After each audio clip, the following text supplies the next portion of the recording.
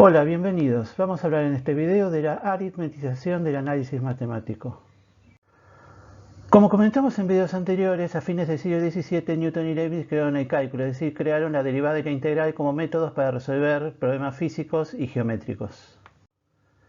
Estos métodos estaban basados en la idea de infinitésimo, un concepto en sí mismo contradictorio, lo que provocó que toda la base lógica del cálculo, creado por Newton y Leibniz, fuera endeble y a su vez llevara a la aparición de paradojas.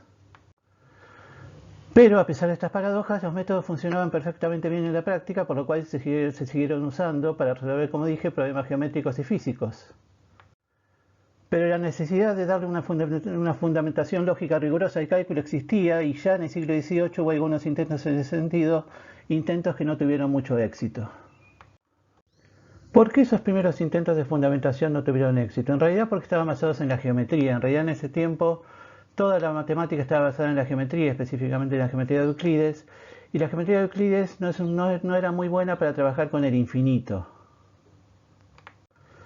Como digo, la geometría no era buena para trabajar con el infinito porque en general los griegos tenían una desconfianza general hacia el infinito y eso se transmite en la geometría de Euclides. Y justamente todos los problemas de fundamentación del cálculo tenían que ver con el infinito. Se necesitaba una base, una teoría básica que trabajara concretamente con el infinito de una manera precisa y rigurosa, lo cual, insisto, la geometría no lograba hacer. Por otra parte, el descubrimiento de las geometrías no euclidianas, lo que llevaba a la existencia de otras geometrías diferentes a las de Euclides, creó una desconfianza general hacia la geometría como base de la matemática.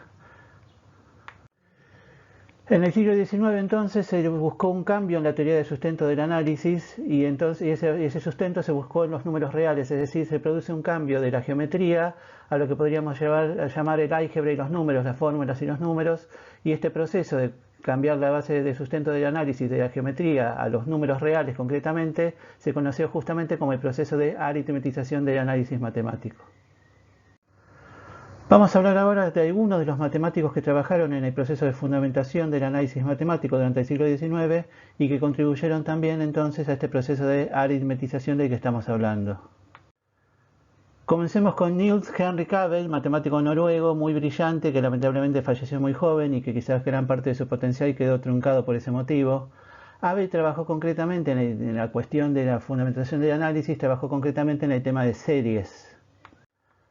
Abel estableció que antes de trabajar con una serie uno debe determinar si esa serie es convergente o no y que no tiene sentido trabajar con series que no sean convergentes. Ese es, digamos, el resumen de los conceptos que trabajó Abel en concreto con respecto a series y que a su vez estos conceptos nos permiten resolver una paradoja de la que hablamos en videos anteriores, que está ahí indicada abajo a la derecha en la imagen. La paradoja surge de preguntarse cuál es la suma de la serie 1 menos 1 más 1 menos 1 más 1 menos 1, etc. si está en infinito. Y como vimos en un video anterior, según como uno razone, podría ser que esa suma de 0, de 1, de un medio. En realidad la respuesta, diría Abel, es que la serie no es convergente, por lo tanto no tiene ninguna suma. En la descripción del video, de este video que estamos haciendo, vamos a dejar un enlace al video donde hablábamos de esa paradoja y algún otro video donde también hablamos de series convergentes o no convergentes. Vamos a hablar ahora de Carl Weierstrass. En realidad los primeros trabajos de Weierstrass son transcripciones de sus clases, es decir, él busca el rigor del análisis matemático como una necesidad para transmitirlo a sus alumnos. En cuanto al proceso de fundamentación en sí, una de sus principales contribuciones es la definición rigurosa del concepto del límite, es decir, Weierstrass le da el concepto del límite que ya había sido insinuado previamente una versión rigurosa que es la misma que conocemos hoy en día, o sea, la definición que trabajamos hoy en día del límite es exactamente la que dio Weierstrass en su momento en la segunda mitad del siglo XIX. Es interesante entonces observar que, aunque en los libros de textos actuales se enseña primero límite, después derivada y después integral, en cierto modo el proceso histórico fue al revés. Ya hubo un primer intento de integrales con Arquímedes y Eudoxo hace muchos siglos. Después Newton y Leibniz desarrollaron la integral y la derivada como métodos generales y recién casi un siglo y medio después aparece el límite como concepto para fundamentar rigurosamente la derivada y la integral. Digamos también que a finales del siglo XIX, como el análisis empieza a estar basado en el número real, se llega a la necesidad de fundamentar rigurosamente los números reales y específicamente los números irracionales. En ese sentido, Weierstrass establece o propone que los números irracionales pueden verse como el límite de series convergentes, la suma de series convergentes de números racionales concretamente. Vamos a hablar ahora de Georg Cantor. Cantor, por supuesto, es bien conocido por su teoría de los infinitos, su teoría de los conjuntos infinitos, donde establece que hay infinitos más grandes que otros. Sin embargo, es interesante observar que él llega a esa teoría de los infinitos justamente trabajando con un problema relacionado con la fundamentación del análisis matemático, concretamente con el problema de la descomposición en serie de Fourier.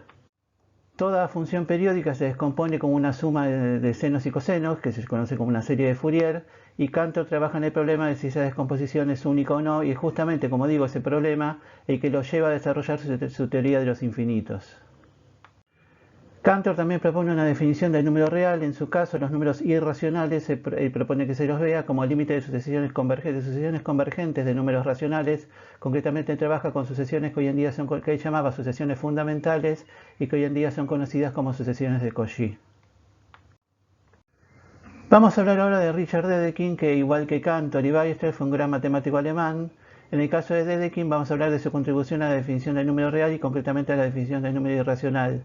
Dedekind se basa en un concepto que se llama cortadura y que hoy en día son conocidas como las cortaduras de Dedekind.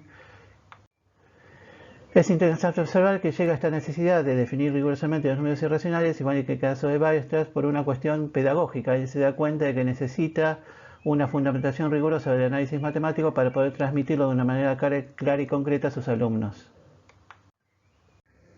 Entonces, en resumen, como dijimos recién, a fines del siglo XIX, como el análisis matemático se basa en el número real, a fines del siglo XIX digo, surge la necesidad de dar una definición rigurosa de los números reales y concretamente de los irracionales, porque definir los números reales, la parte, digamos así, difícil es la definición de los irracionales.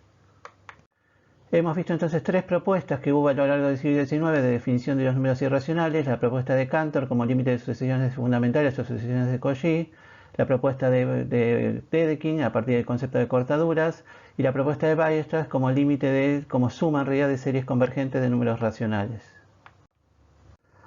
Los que hemos mencionado, por supuesto, son solamente unos pocos de los matemáticos que trabajaron en el siglo XIX en el análisis matemático, ya sea en conceptos relacionados con la fundamentación o no necesariamente todos han trabajado en la fundamentación del cálculo o análisis matemático. Podemos mencionar aquí algunos más, por ejemplo Bernhard Riemann, que definió la integral que se estudia hoy en día en los cursos de análisis matemático de todas las universidades, profesorados, etc. No es la definición que dieron Newton y Leibniz, sino la definición que dio Riemann a mediados del siglo XIX. Después también tenemos a Gaston Darboux, matemático francés, que también contribuyó a la definición de la integral. Después tenemos a Edward Heine, que trabajó con la continuidad uniforme.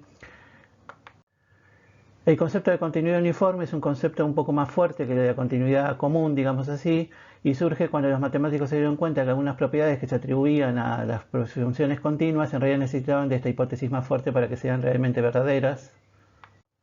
Finalmente podemos mencionar también a Dirichlet, que trabajó con el concepto de series y concretamente con el concepto de serie de Fourier.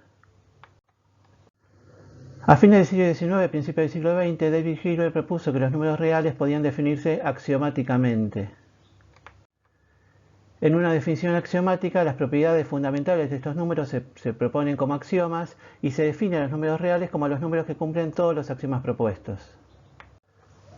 Hoy en día se prefiere justamente la definición axiomática de Hilbert y con esto se dio cierre a la fundamentación de los números reales y también a la fundamentación del análisis matemático. Es decir, la fundamentación de los números reales es axiomática y a partir de los números reales se fundamenta todo el análisis matemático. En definitiva, los axiomas de Hilbert de los números reales son también al mismo tiempo los axiomas que fundamentan toda la estructura del análisis matemático moderno.